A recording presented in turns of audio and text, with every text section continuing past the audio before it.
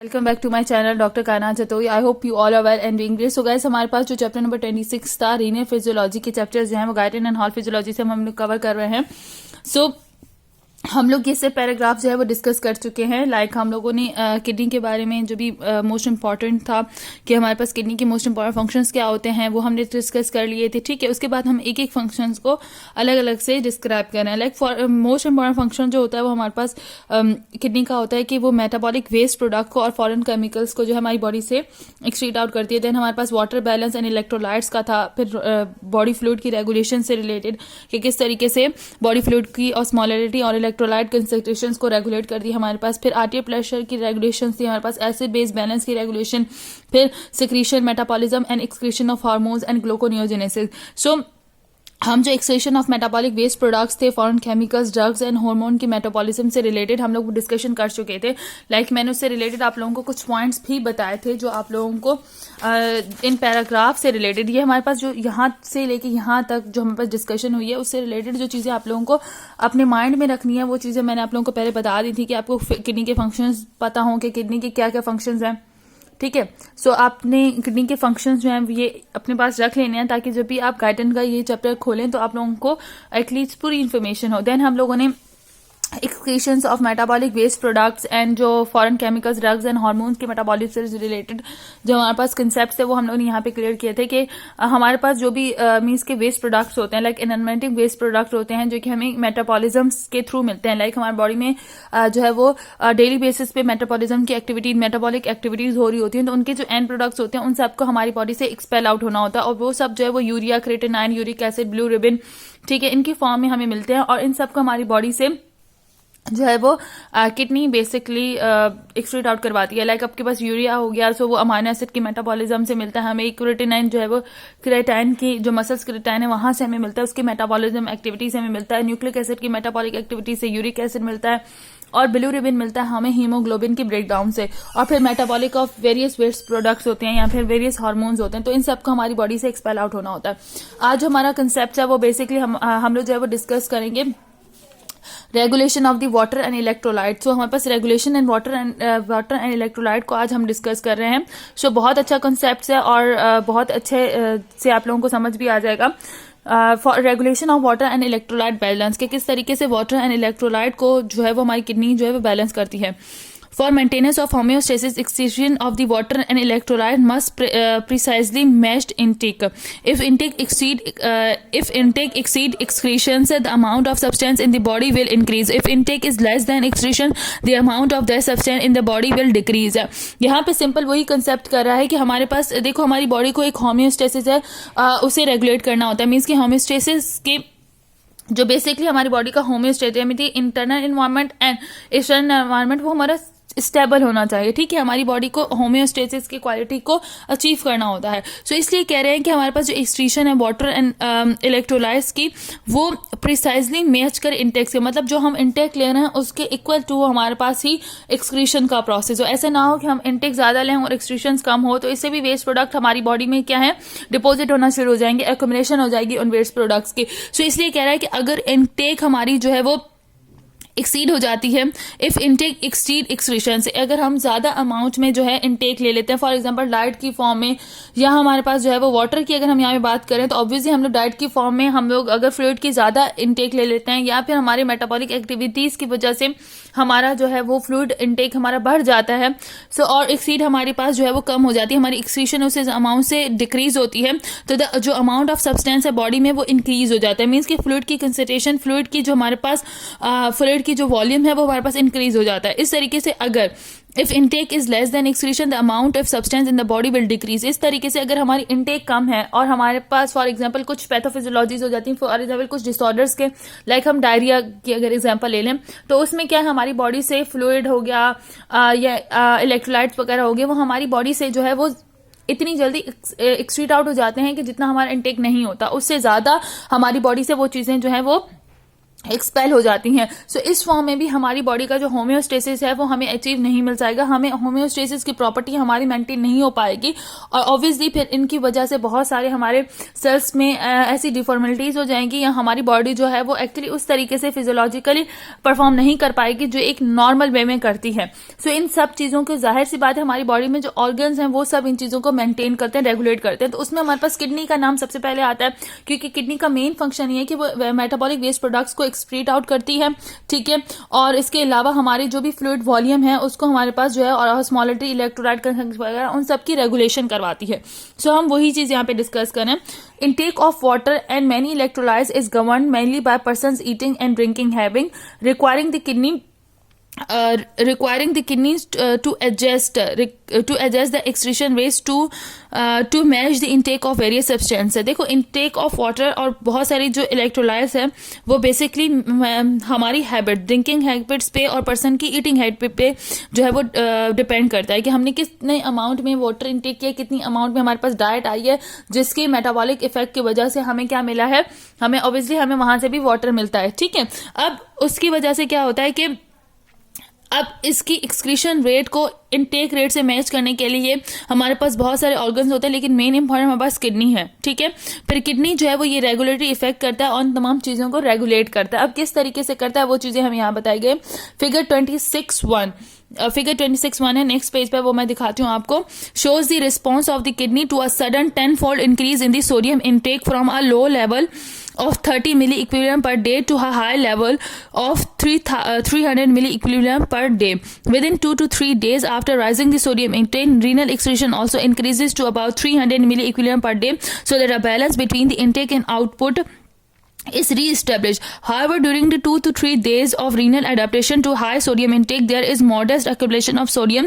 This rises extracellular fluid slightly and triggers hormonal changes and other compensatory responses that signals the kidney to increase the sodium excretions. अब क्या हो रहा है कि इस एक पैराग्राफ दिया गया है, ठीक है, उसमें मैं पहले यहाँ पे आपको वर्डिंग में समझा देती हूँ, फिर मैं आपको ग्राफ की तरफ लेके जाती हूँ, ठीक है। गाइजन के ग्राफ जो है बेसिकली वो आप लोगों को इसलिए दिए जाते हैं ताकि आप लोगों के कॉन्सेप्ट बिल्कुल क्लियर हो सके। आप हर चीज याद नहीं कर सकते तो गाइडन में इन तमाम चीजों को इसलिए ग्राफ वाइज दिया गया है कि अगर आप याद नहीं भी कर सकते तो आपके माइंड में ग्राफ एटलीस्ट रहेगा कॉन्सेप्ट समझाने के लिए, उसको फंक्शन को और ज्यादा आपको अच्छे से डिस्क्राइब करने के लिए ग्राफ दिए जाते हैं। सो यहाँ पे वो कह रहा है कि हमारे पास किडनी है, ठीक है, हमारे पास एक, अब क्या हुआ हमारे पास, हमें पता है कि एक्सक्रीशन का पूरा यहाँ पे फिलहाल जो काम करिए वो किडनी कर रही है, ठीक है, मेंटेन करिए, रेगुलेट करिए हमारी वाटर के इनटेक को, फ्लूइड के इनटेक को, और बहुत सारी रेगुलेशन के काम वो किडनी कर रही है। सो क्या हुआ कि अचानक से एक पर्सन का मीन्स कि उसने इनटेक मीन्स का उसका 10-fold इंक्रीज हो गया सोडियम इनटेक, मीन्स कि उसने 10 गुना ज्यादा सोडियम लिया as compare to normal routine में, मीन्स कि एक एक्सपेरिमेंट करें। सो उसका इंक्रीज लेवल कहाँ से बढ़ गया, 10 folds की बात करें तो इट्स मीन 30 मिलीइक्विलिब्रियम पर डे से लेके उसका बढ़ गया 300 मिलीइक्विलिब्रियम पर डे, ठीक है। अब जैसे ही उसका इनटेक बढ़ गया, फॉर एग्जांपल उसने 300 मिलीइक्विलिब्रियम पर डे लिया, पहले वो नॉर्मल जो होता है हमारे पास 30 मिलीइक्विलिब्रियम पर डे हमारे पास वो ले रहे हैं, ठीक है। अब उसने 10 fold इंक्रीज करिए और वो हो गया 300 मिलीइक्विलिब्रियम पर डे। सो अब क्या होगा, अब किडनी किस तरीके से इसलिए रिस्पॉन्स करेगी कि इतने अमाउंट में सोडियम तो हमारे लिए हार्मफुल है, क्योंकि इसकी वजह से हमारा ईसीएफ बढ़ जाता है, उसकी वजह से हमारा आर्टेरियल प्रेशर बढ़ता है, आर्टेरियल प्रेशर बढ़ता है तो ऑब्वियसली फिर हमारी बॉडी का पूरा सिस्टम ही डिस्टर्ब हो जाता है। सो इसलिए क्या होता है कि हमारे पास किडनी, अब किडनी यहाँ पे किस तरीके से एक्ट करेगी, देखो 2 से 3 दिन आफ्टर जैसे ही सोडियम का इंटेक बढ़ गया है, 300 मिलीइक्विलिब्रियम डे पे चला गया है, सो किडनी क्या करेगी, किडनी इसको स्टेबलाइज करने के लिए अपनी एक्सक्रीशन की प्रॉपर्टी को जो है वो बढ़ा देगी और ज्यादा अमाउंट में सोडियम जो है वो जो एक्सक्रीट आउट होना शुरू हो जाएगा। इसी तरीके से 2 से 3 दिन के बाद मीन्स कि अभी ये इन 2 से 3 दिन के अंदर अंदर क्या होगा कि हमारे पास किडनी जो है, जैसे ही हमारे पास सोडियम जो है ईसीएफ में बढ़ना शुरू हो जाएगा, ईसीएफ का वॉल्यूम थोड़ा सा बढ़ेगा तो फिर बहुत सारे हार्मोनल चेंजेस होंगे और कंपनसेटरी रिस्पॉन्स किडनी के पास जाएगा कि सोडियम को एक्सक्रीट करवाओ, सोडियम हमारी बॉडी में नॉर्मल डेली रूटीन से ज्यादा आ रहा है। सो इसलिए अब सोडियम जो है वो डिक्रीज होना स्टार्ट हो जाएगा। सो ये सारे काम कौन करवाती है हमारे पास, ये सारे काम हमारे पास किडनी करवाती है। अब अगर मैं इसका ग्राफ आप लोगों को दिखा दूं, ठीक है, ये ग्राफ है, ठीक है, इस ग्राफ में आपको बताया जा रहा है ठीक है, ये आपको यहाँ पे बता रहे हैं। ठीक है, यहाँ पे अगर मैं इस ग्राफ के यहाँ पे अगर फिगर में पढ़ती हूँ कि क्या लिखा है, effects of increase in sodium intake 10 fold from 30 to 300 milli equilibrium per day और urinary sodium excretions and extracellular fluid. The shaded areas represent the net sodium retention or the sodium loss determined from the difference between the sodium intake and sodium excretion. Basically ये क्या है हमारे पास, ये हमारे पास ECF है। जितनी हमारी body में ECF होता है, एक्स्ट्रा सेलुलर फ्लूइड होता है, ठीक है, नॉर्मली वो हमें बताया गया है। ठीक है, यहाँ पे हमें क्या बता रहे हैं कि यहाँ पे हमारे पास जो है वो एक्स्ट्रा सेलुलर फ्लूइड के बारे में बता रहे हैं। ठीक है, अब क्या होता है, देखो हमारे पास 40 लीटर जो होता है वो हमारे पास ECF होता है नॉर्मली। ठीक है, अब यहाँ पे क्या हुआ है कि वो जब हमारे पास इलेक्ट्रोलाइट्स वगैरह सब कुछ बैलेंस है, हमारी बॉडी जो है वो उसका रेगुलेशन ऑफ वाटर बिल्कुल बैलेंस है, तब इस तरीके से होता है। ठीक है, अब क्या हुआ कि हमारे पास जो है वो सोडियम की इनटेक जो 30 थी, अब वो बढ़ के 300 मिली इक्विलिब्रियम पर डे हो गई। मीन्स कि अब उस पर्सन की इनटेक, सोडियम इनटेक इतनी बढ़ गई, 10 फोल्ड बढ़ गई नॉर्मल से। सो अब ये हमारे पास क्या हुआ, इनटेक बढ़ गई। अब ये इनटेक जो है सोडियम रिटेन होना, हमारी बॉडी में सोडियम रिटेन होना बढ़ गया, ECF के अंदर बढ़ गया, तो इसकी वजह से ECF का वॉल्यूम देखो यहाँ पे थोड़ा सा बढ़ गया है। ठीक है, अब क्या हुआ, यहाँ पे किडनी ने इफेक्ट किया, किडनी को रिस्पॉन्स मिल गया कि भाई अब हमें जो है वो एक्सक्रीशन करनी है ज्यादा अमाउंट में, क्योंकि सोडियम हमारे पास ज्यादा अमाउंट में जो है हमारी बॉडी में आ रहा है। सो फिर इसने सोडियम को लॉस करवाना स्टार्ट कर दिया। अब सोडियम को लॉस करवाना स्टार्ट कर दिया तो इसकी वजह से हमारे पास ECF बैलेंस हो गया। सो ये एक मोस्ट इंपॉर्टेंट काम है। देखो ECF अगर बढ़ जाए हमारी बॉडी में तो बहुत सारे डिसऑर्डर अकर हो सकते हैं। सो इस वजह से बॉडी के फ्लूइड का जो है वो नॉर्मल होना बहुत जरूरी है, और ये सारे काम कौन करिए, किडनी हमारे पास यहाँ पे करिए। सो ये इस चीज को यहाँ पे डिस्क्राइब करें। अब आगे चल के पढ़ते हैं नेक्स्ट पैराग्राफ में क्या लिखा है, the capacity of the kidney to alter sodium excretion in response to changing in sodium intake is enormous. Experiment studies has shown that in many people sodium intake can be increased to 1500 milliequivalent per day, more than 10 times normal, or decreased to 10 milliequivalent per day, less than 1/10 normal, with relatively small changes in the extracellular fluid volume or plasma sodium concentration. This is also true for water and for most other electrolytes such as chlorides, potassium, calcium, hydrogen, magnesium, and phosphate. And in the next few chapters, we discuss the specific mechanism that permit the kidney to perform these amazing feats of homeostasis. देखो यहाँ पे कह रहे हैं कि हमारी kidney की जो कैपेसिटी है, मीन्स के जो सोडियम एक्सक्रीशन करने के उसके रिस्पॉन्स है अगेंस्ट सोडियम या डिफरेंट अमाउंट, वो बहुत ही ज्यादा, मीन्स के बहुत ही ज्यादा इनॉर्मस है। मीन्स के देखो किडनी का ये कितना बड़ा फैक्टर है कि वो अगर एक नॉर्मली हमारे पास जो यहाँ पे वैल्यू दे रहे हैं सोडियम की कि भाई नॉर्मल डे में अगर हम लोग 30 मिली इक्विलिब्रियम पर डे वॉल्यूम का इंटेक हो रहा है, ठीक है, और अचानक से वो 300 तक बढ़ जा रहा है। सो किडनी विदाउट एनी चेंजेस, मतलब ECF के अंदर जैसे ही थोड़े से चेंजेस हुए, किडनी ने अपना परफॉर्म किया एक्शन और जो सोडियम थी उसको एक्सक्रीट आउट करना इंक्रीज कर दिया।